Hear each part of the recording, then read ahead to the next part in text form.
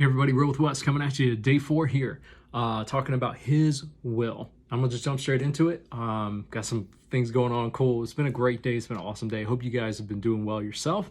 Just getting ready for some things, family time this evening. I got some exciting stuff. So, but I hope everybody is doing well and on their way home, traveling safely in all things. So let's talk about his will though. Where do we want to go today? I'm actually just going to reference the scriptures in James chapter 4. And you read verse 1. Actually, you can read all the way down to verse 7. Would be really helpful for you to understand everything I'm talking about. But it talks about, we're talking about his will. So we got to this place where we're understanding, okay, it's about his will. I get that. I got to submit my will. I get that. I got to deal with my pride. I got to admit I got an issue here. And I got self in the center. What's really going on? What are some of the effects of being in self? And when you're self, you're in self-will is my point. But when you're in his will, it's hard to be in self.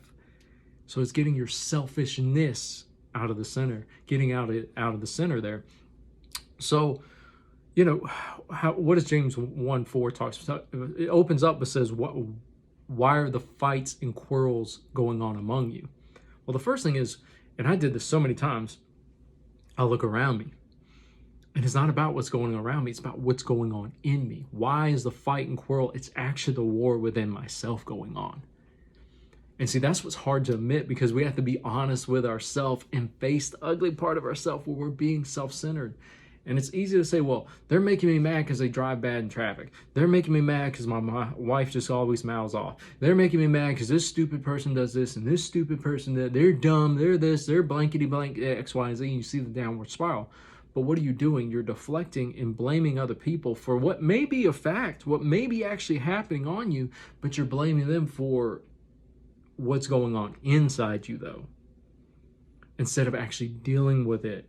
Because here's the thing, they're doing what they're doing, but you can choose to respond or react to it. But the difference is, what are you dealing with you? What happens is, it talks about, oh, there's jealousy inside of there. There's messed up desires when you're not trusting God. You want what you want, so you scheme and try to take it, manipulate, because that's what fear will drive you to do, by the way. Ultimately, all this is based in fear of being hurt again. And fear distorts and perverts our view at life and our view of things and our view, and we miss the voice of God because we're so cluttered, we're so emotional. And then it talks about, as you go through it, well, you don't have because you just don't ask God, not realizing trusting God ultimately. And then it goes on, later on in the verses, submitting to God, resist the devil and he'll flee from you. All those things that go on right there. What am I dealing with though? Why am I giving all this? Just to give a little to your own study and time. You got to face you. Things will never get better in your life or change in your life until you face you, because you're just going to go somewhere else and meet somebody else that's going to take off the inside of you. And so you keep looking at external things to change how you feel, to change your emotions. Well, if circumstances line up, now you live a lifestyle by circumstances. Well, circumstances, if we live that lifestyle, that's an easy way of escaping facing us, facing our fears. And people are like, well, I went through trauma. I went through this. Well, that's what trauma does. If you let trauma sit there, if you let the hurt, the pain, the things we go to, the unforgiveness build up and sit there, it starts twisting you. And when that twist happens, what does it twist you? That everything's about you. And you don't even see it. You're walking around blind. You're walking around tunnel vision. You can't even see that you can't see anyone else around you at all. So you got to deal with what's going on within you and face that. I think some of this I may be repeating from yesterday a lot. I felt the need to even rehash some of this. You're like, I've heard this all week. Well, I felt the need today to just kind of, this was overflowing out of my heart again, to maybe even repeat almost some things, to come to you again, to compel you to say, I got myself in the way. And because I got myself away, you know what I'm going to do? I'm going to be honest about it.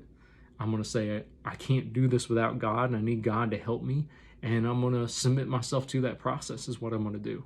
And I'm going to do whatever it takes to get out of self and retrain my mind and renew my mind not to be full of myself. That's what I want you to realize, because you can control that. You can't control everything else around you.